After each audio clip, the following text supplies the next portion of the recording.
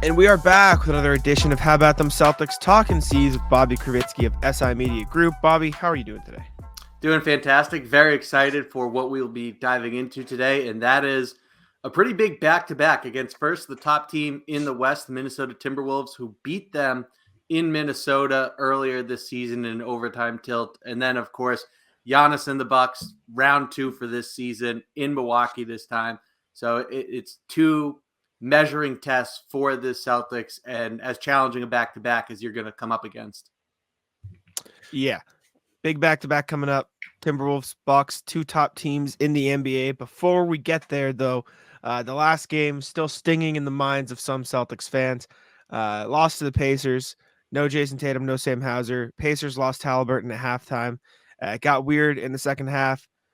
Pacers blitzed them. Celtics couldn't keep up on offense, but the ending with the referees, with the calls, last 2-minute report came out. We did a video on it this morning.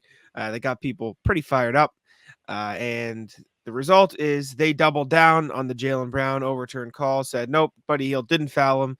Heading on the head is actually legal now, which, I mean, I complained about plenty. I'll get your thoughts too, Bobby. But then the real one that got, scrambled up in that 2-minute report, they said the foul call on Porzingis, incorrect. Sorry, our bad. Shouldn't have been a foul call. We messed up the same exact way 2 times in a row, which, again, I can complain about all day. But, Bobby, what are your thoughts on that last 2-minute report?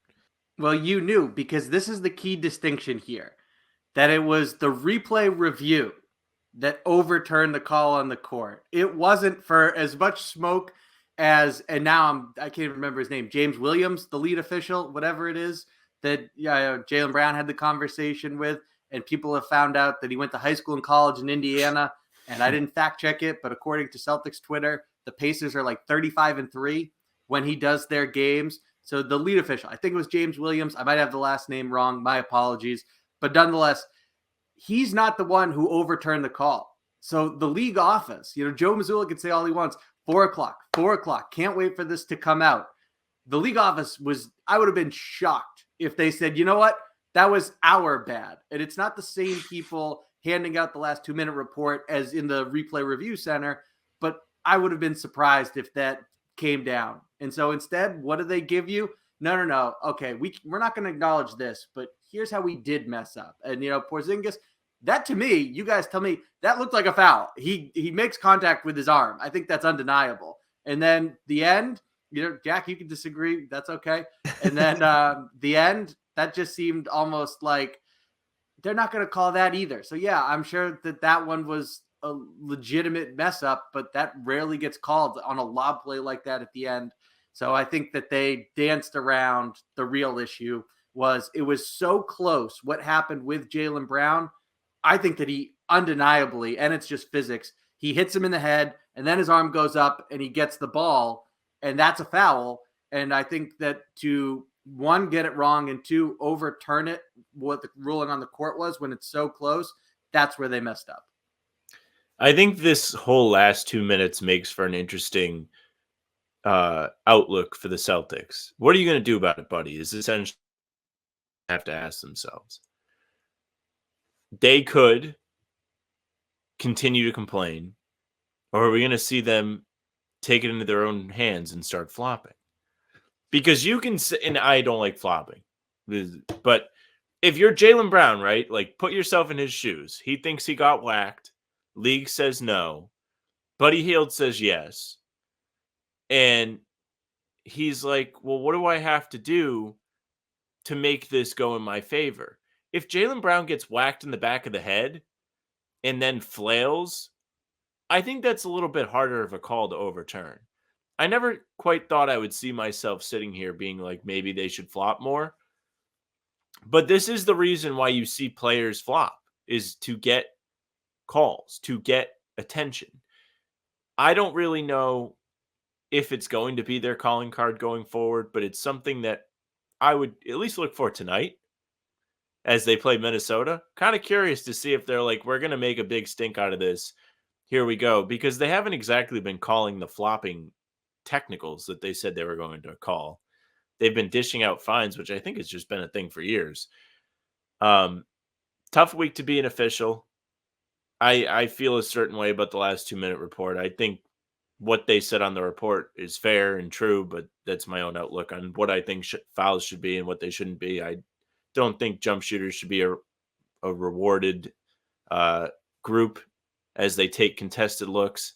And I also don't think you should call fouls like that when the game is on the line. That's just my take. But people are really mad about it. People were mad in our comments. We put up the last 2-minute report video this morning, and they were like, how can you compare this to like pickup? It's like, because I don't know, it's the same game. Like if you call a jump shot foul and pickup, you have to get whacked. I just, that's the way I look at it. It's the NBA, it's not pickup, but I just look at it as the same. It's not exactly the same. There's a difference. You call stuff in the NBA that are fouls that you don't call in pickup, but I understand the premise. And it's my thing is, well, the integrity of the game, Jack. My thing is, so the Jaylen Brown thing was a foul. They doubled down because you can't really you can't say, yeah, our refs got it wrong when we reviewed it in real time. Like that would be a bad look. They doubled down. So what they're essentially saying is we messed up on that call, but then Rick Carlisle helped us get it right. But then we messed up in the exact same way on the next call. We called two incidental contact fouls in a row in the last 30 seconds of the game, both of which were wrong. Our bad. Sorry. You can't do that. Like that's not like that's such poor officiating. And Sam and I'm sure you're the same way, Bobby, are the last blame the officials people. And to be clear, the Celtics lost themselves that game by a bad third quarter and bad free throw shooting. But that doesn't change the fact that the officials messed up in the exact same way on 2 game-deciding calls in a row in the last 30 seconds. That can't happen. That just cannot happen. That is terrible. And like Sam likes to say, in the last 30 seconds, take the whistle out your mouth. Throw it away. Stop. Somebody should have to get murdered. Or yeah, assaulted. Unless there is Draymond has to be out. If Draymond's out there, maybe you keep the whistle in your mouth. Unless someone might get murdered. Yeah. Unless there is blood on the ground, keep the whistle in your mouth. Stop. And Bobby, you mentioned the Porzingis thing. My thing on that play, and Sam and I looked at it.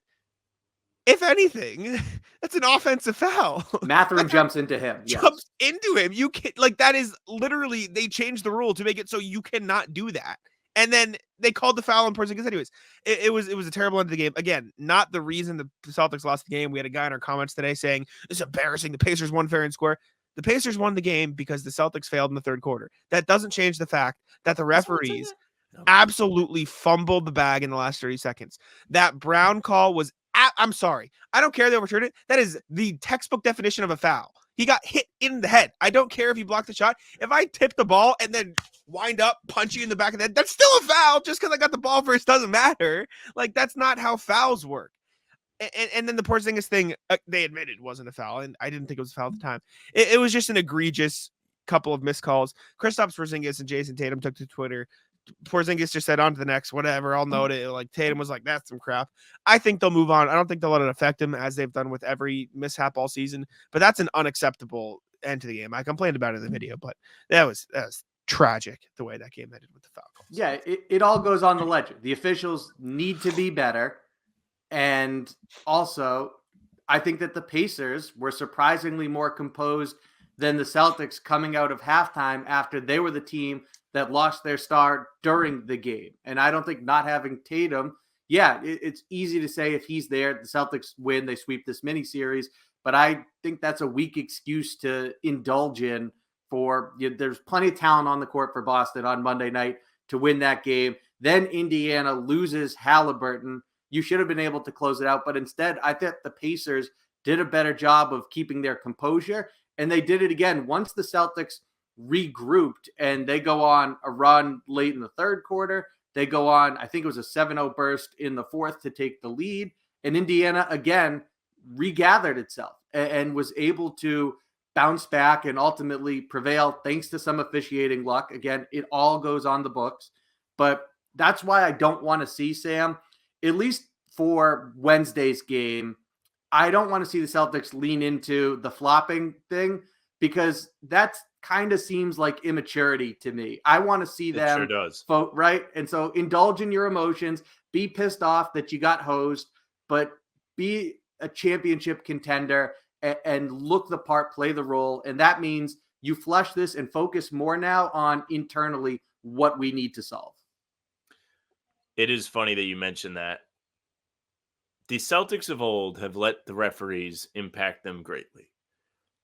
Grant Williams, when he was here, Jason Tatum, they love to complain. This was a big complaining spot. They all went on Twitter and were like talking about Buffalo Wild Wings, saw the last 2-minute report. They had something to say, so they didn't let it go.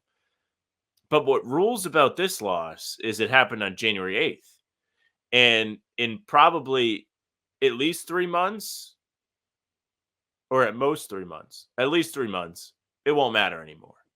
It could end up mattering if you can be like, well, they didn't come in first and had to play this team or whatever because they lost this one game if you really want to nitpick. But it's a regular season game.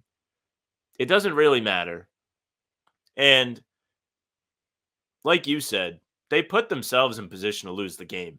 Somebody in the comments got mad at me for saying that on the last 2 minutes report video. They're like, you have to play better basketball. It shouldn't have been this close. Piss poor take. What do you, like you said, Bobby, Halliburton goes down and they play worse? That's when you collapse and all of a sudden can't get any stops?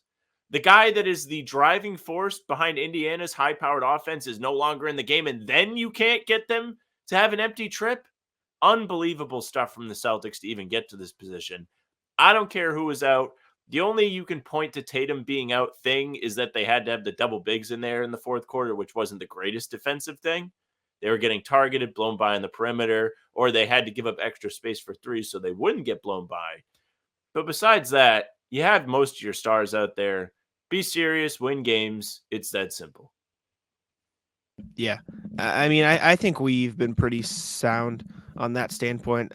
I'm usually not a blame the ref guy. That was Sam can attest. That was the most angry I've been at some referee stuff in a long time. I usually try to keep a level head and keep it to the game, but that was some buffoonery.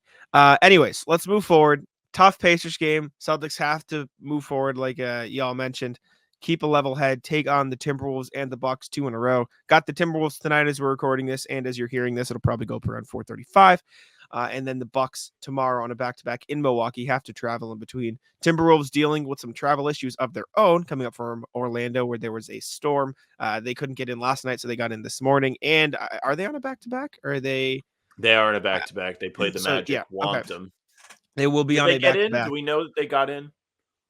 I believe so. I haven't heard it otherwise, so I assume they got it. Okay. Timberwolves beat the Celtics last time, one of their 8 losses on the season. I'm personally intrigued to see how they handle the Drew Holiday if he plays guarding Towns thing, because that was a big issue for the Timberwolves that they eventually overcame. Also curious to see how the Celtics handle Anthony Edwards, because he gave him the business last time. Bobby, what are you looking for in this game? Yeah, that right there. Who guards Anthony Edwards? By the way, I was checking. No update, at least from John Krasinski of The Athletic, on the Timberwolves and whether or not they have already arrived in Boston. And when it comes to the matchup, who guards Anthony Edwards is going to be fascinating. I would like to see Jaylen Brown take that responsibility. I love when he initiates that and says, hey, I'm going to go guard this guy and take him out of the picture.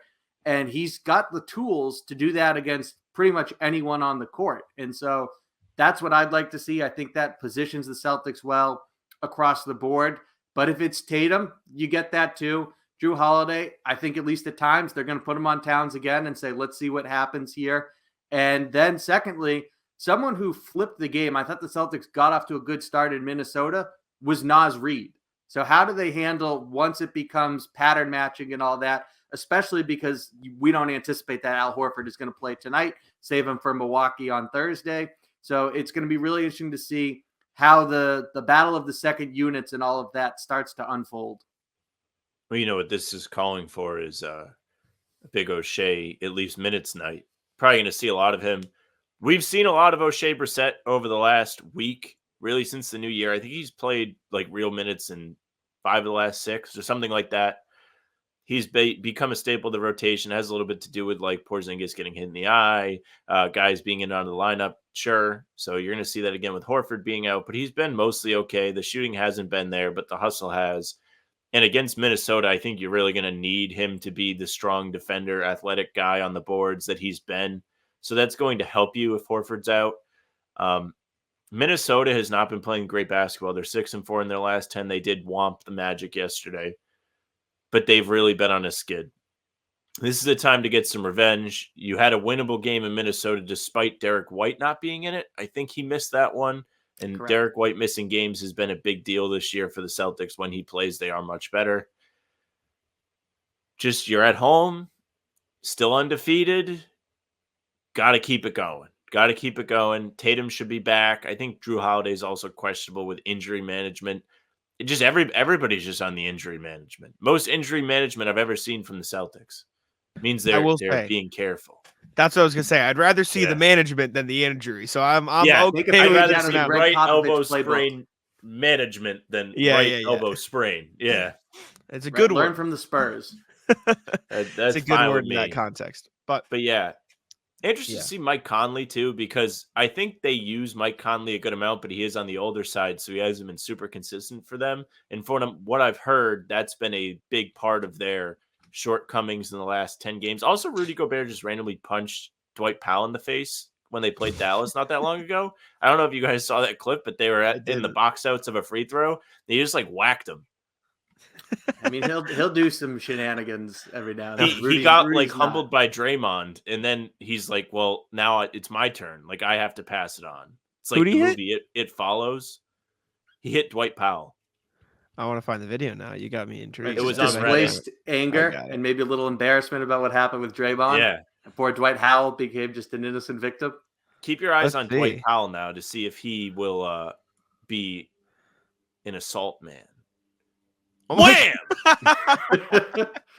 He just gives him a body shot. He's just like, Former Celtic Dwight Powell. Celtics legend Dwight Powell. Right, and he did it where the ref didn't have the best of angles to it. no, the ref saw it. Watch, look at the ref Yeah, laugh. but it was like I it don't was see the shielded ref by their laughing. bodies. I think just see there's enough of a shield. See, because it's to the inside. He goes, "Yeah, my bad. I didn't see Mad it." respect to You- Dwight Powell, who did not even like turn I to don't the think official the who ref. was next to him. I think the only thing the ref saw was Dwight Powell's head jerk back. Oh, I don't think he saw the shot. this guy, does he look away? No, he got blocked off. Rudy hit it well. He That's what I'm did saying. hide it well. He went into, Um, this was premeditated. And yeah, big game surprisingly for the stealth Celtics though. for Rudy Gobert. This Timberwolves team has been balling. Last 10 games, like Sam mentioned, they're only 6-4, which isn't great compared to the record. But Anthony Edwards, for yesterday. okay, there you go. That's also true. I'm looking at NBA.com. Anthony Edwards has been balling though. 30 points a night on 48, 39.5 splits, 4.5 turnovers a game. Maybe the Celtics prey on that.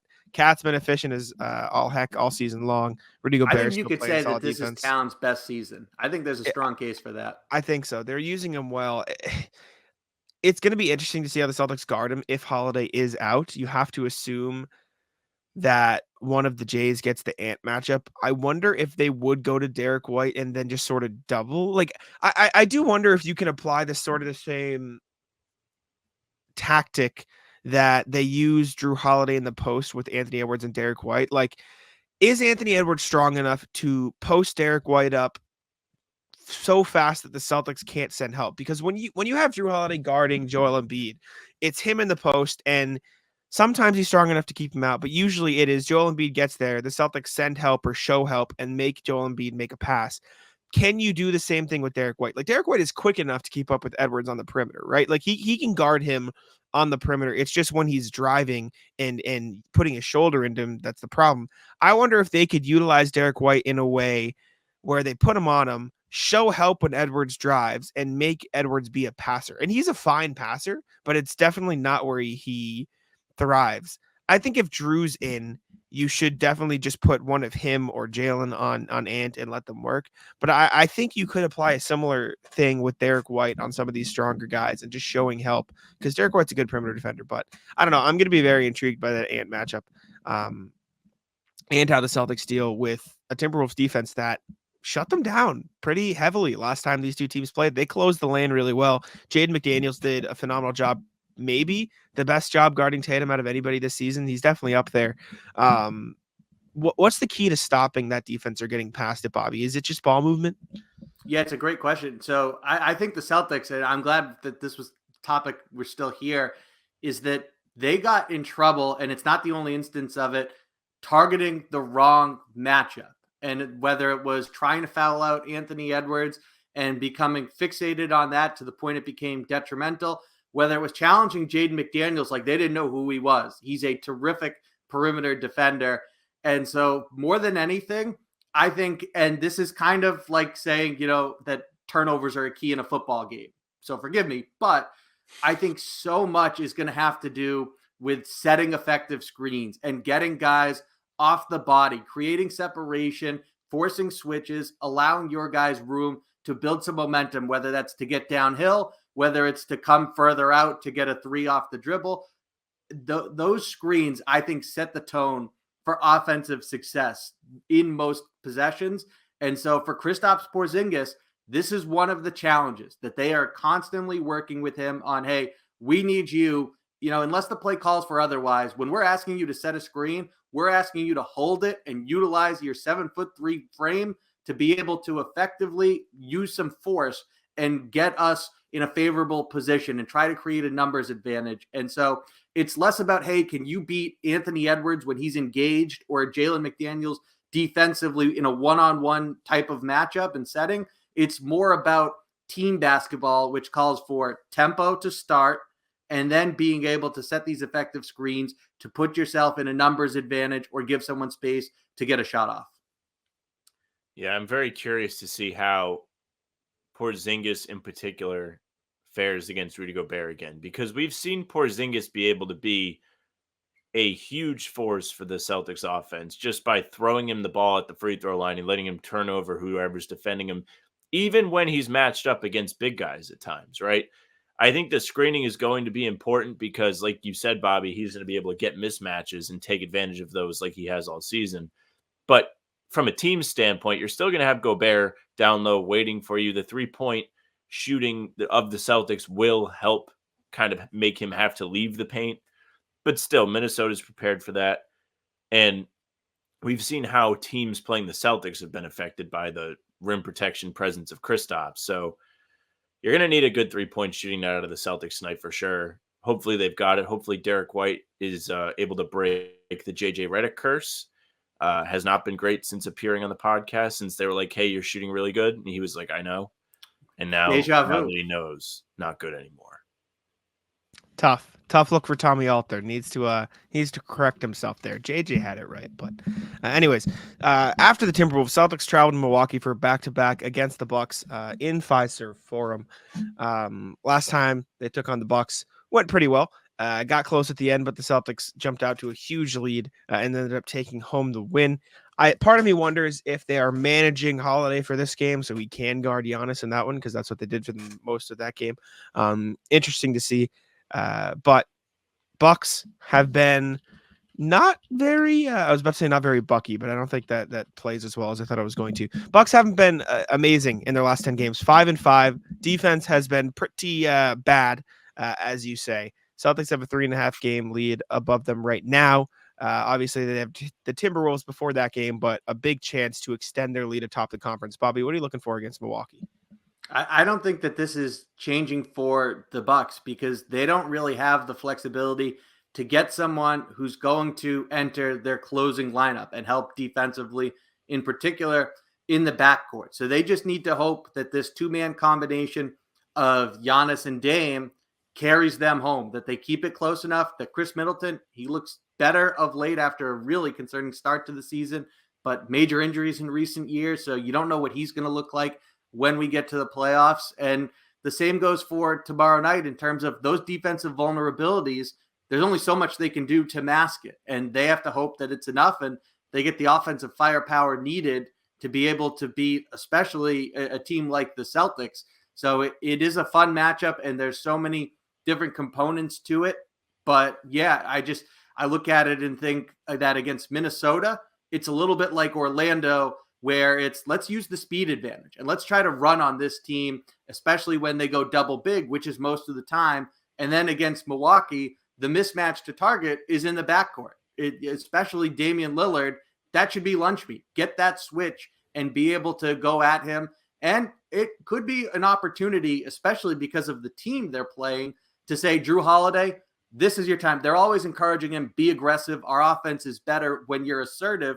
Against the Bucks, that's a nice bone to throw someone who has sacrificed the most on the team. Unfortunately, Drew Holiday cared a little too much the first time they played Milwaukee, and he was non-existent for 3 quarters. He made his first basket in the fourth, I think. But Milwaukee, bad over the last 10 games. Oddly enough, still good on the season. Like, they're only 3.5 games behind the best Celtics.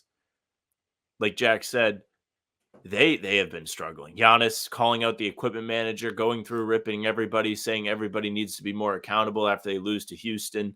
Then they come out and get stomped by the Jazz for most of the game. They try and come back, but they didn't have enough to finish it off. This could go one of two ways. The Celtics could get a discouraged Bucks team that is spiraling, or they could get a Bucks team that is ready for a wake-up call. At home against the Celtics, who beat them early this year, and like even though it was close at the end, it was mostly a laugher. They're going to be ready for this game tomorrow. The Celtics also need to be ready. I think there is value in resting the guys tonight, even though I'm a big proponent for this home undefeated streak. Needs to continue. It is a must. But you want to be prepared for Milwaukee's best punch. I'm not positive you will get that, but there is for sure a possibility that will happen.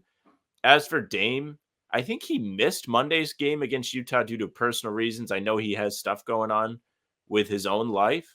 So that's also like a little wrinkle to keep your eyes on with them. Like, he hasn't been the best. Maybe it's like all of this stuff on the outside bothering him. I don't know if that's going to get resolved by the time the playoffs roll around, but his defense certainly is not going to be. Doc Rivers talked to Bill Simmons about this Bucks team. I think they dropped an episode yesterday. And Doc was saying, comparing Dame to Jamal Crawford when he had the Clippers team. And he knew Crawford was never going to be a great defender, but he did expect him to be able to rotate and be in the right spots. And he said Milwaukee is just not getting that from Dame right now. So in order for them to be the best they can be, that's going to have to happen. I don't know if it's going to happen overnight, but I do think Milwaukee will have a chip on their shoulder when the Celtics come to town. The defense has just been horrible. Like I remember there was a stretch where they like sort of picked it up defensively, and I don't know if it was you, Sam, who brought up the stat, or Bobby, maybe somebody I talked to, because I definitely didn't find it myself. Was like they're getting really lucky with shooting nights. Like, guys are just having either really rough shooting nights against them. They're not actually rotating well. It's just the teams they're playing are having bad nights when they play the Bucks. And in my head, I was like, maybe that's part of it, but like, now that it's come a little bit full circle, it's definitely part of it, because the defense looks terrible still. That said, the Celtics can't fall into that trap. They did a good job of picking apart the Bucks defense last time they played them. It doesn't feel like they fall into the trap of playing poorly against good teams too often, which I suppose is a good thing, even though it's frustrating when they lose to the bad ones, which has been a lot better this year, I will say. But interested to see how they guard Giannis. Interested to see how they slow down Dame, because as bad as he is defensively, he is elite offensively, as you've seen. So that should be a good one.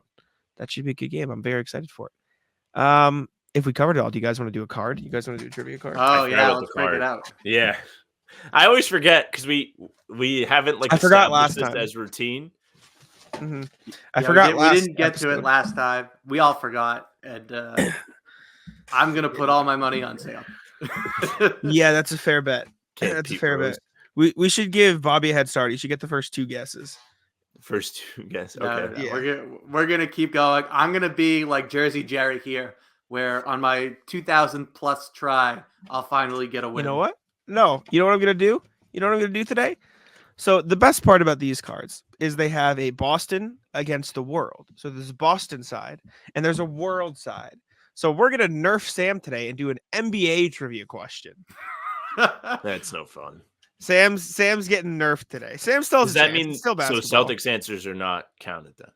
No, there could be Celtics people on here, but it is just a general NBA trivia question. That's most of them are Mouse. Celtics, but there are some here. Don't say Mickey Mouse as if you haven't just like destroyed every other thing, Sam. You like there's a part of me that wants to stick with Celtics trivia to try and beat the Globetrotters. Do you want me to find a Celtics one instead? Yeah, let's give it to Sam. He's earned this. Those 2 convincing wins. Unless it's too much of a pain now. If it's too much of a pain, if we're too late. Not pain. I can just open it back up. Let's go Celtics trivia. Let's find a Celtics one. Let's see what I can break news. Next time, win or lose, Sam can have some time to study up around the association. That's right. We'll do that. Breaking news: Celtics wearing the home jerseys tonight. Guaranteed. Big for Sam's. Big for Sam's. They've been. It does feel like they've been wearing the correct uniforms more frequently. I will say that. I don't know why this has changed. Maybe it was all the hate that they got from the dumb city jerseys that came out this year across the league. But I love what I'm seeing. Yeah, those city jerseys across the league, just such a swig and a miss. It's a force. Very tough look. Except All right, Houston. I have there's a Houston's handful are of cool. good ones. I have a card. Let me put up the better look of that, and we can get going here. All right, question. Through the 2021-22 season, as is the case with all these cards, the Celtics have scored 2,000 or more. 7 different Celtics, I should say, have scored 2,000 or more points in a single season. Who are those 7 players? Paul Pierce. Bingo, Bobby on the There we board to go. start. Hot start. If that didn't happen, I was leaving. I was out. Love that. All right, Sam, to you. Jason Tatum. Also on the board, correct. Larry Bird. Bobby, 2 for 2. He's coming through swinging. Sam. Isaiah. Yes. This is a juggernaut battle. I said Isaiah Jackson. The Pacers on my mind. Isaiah Thomas. Isaiah Jackson, unfortunately, not yet. Not yet. Bobby, back to you. We're gonna start taking chances here. Antoine Walker. No Antoine Walker on the board. Tough. That could be my demise right there. Y'all got the easy ones out of the way, I will say. John Havlicek. Oh, that's a good one. Yeah, John Havlicek on the board. He's always on those, like, when Isaiah was doing all his crazy scoring, like, it was him. Well, even when Tatum broke the single season average, it was like him, Isaiah, Bird, Havlicek. Mm-hmm. Mm-hmm. Sam Jones. Yes. Wow, Sam Jones on the board. Great pull. And there's one more. Great right? guess. 7? Yes. One more. And for what it's worth, Bobby, Antoine Walker capped out at 1892. So we got close to that mark, but I can't blame him for it not wasn't a bad shooting guess. It wasn't a bad guess. Sam, if you get this, you win. There's one name left on the board. So this is a big one. This is a big time right here. I know the answer. He knows the answer too. Oh shoot. I may lose. I love that. I think I'm gonna say Jalen. No, Jalen. No. Jalen capped out. I can tell you what Jalen capped out at before Bobby guesses to build the suspense a little more. The most he's gotten in a single season, Jalen got to 1784 last year. Okay. Bobby? Bad. That was a Kevin McHale. It is Kevin McHale. Let's go. 4-3. And for what it's worth, Kevin McHale got 2,008 points. So it was like he just snuck it in. He just got it. Bobby he made 2 threes and got an extra trip to the line. Love that. Love that. For what it's worth, Heartbroken. the NBA question, which we can do eventually. I mean, the even NBA Ken Jennings didn't go undefeated. The NBA question was going to be 9 players have gotten 10,000 or more rebounds in their career. Who are they? So we can do that another time, but keep that in the back of the head and don't cheat. But anyways, don't come to it next time because we'll keep it in the pocket for a little while. Put that one at like the back of the deck. We'll get to it around the playoffs. All right. Anything we missed, Bobby? We get everything today? No, I think we covered it all. Awesome. Great round of trivia. Great talk about everything Celtics right now. Thank y'all for watching. Make sure to check out Bobby's work inside the Celtics. Subscribe to How About Them Celtics, and I'll let Sam take it out. Yes, thank you very much for watching. Make sure you subscribe to our YouTube channel. Hit the notification bell so you don't miss any more of these Talkin' C's drops. They come out Monday, Wednesday, Friday, but the times are fluid, so you want to make sure you know when the new episode's out. You'll also get notifications for our full-length pods, game recaps, film breakdowns, rumor breakdowns, and 30-minute pregame streams before each game. Those are a blast, so you don't want to miss them. You can find Bobby on Inside the Celtics for SI Media. He's doing a ton of work. He's on the beat for the team. You can also follow him on Twitter at Bobby Kravitsky. Big thanks to him for hanging out with us 3 times a week. It's a lot to ask. You can also find us Apple and Spotify if you just want the audio pods and game recaps. They're there. If you follow us, those will go right to your inbox. If you leave a 5-star review, we would appreciate it very much. Jack is continuously asking. We're going to approach the no longer asking stage for him, which will not be good for you. You can also reach out to us via email, hbtcpod@gmail.com. We'd read your emails every pod. We appreciate them. Our socials are at How About Them C's, Twitter, Instagram, TikTok. The Facebook is just the name of the podcast. The pregame streams are there as well as on Twitter.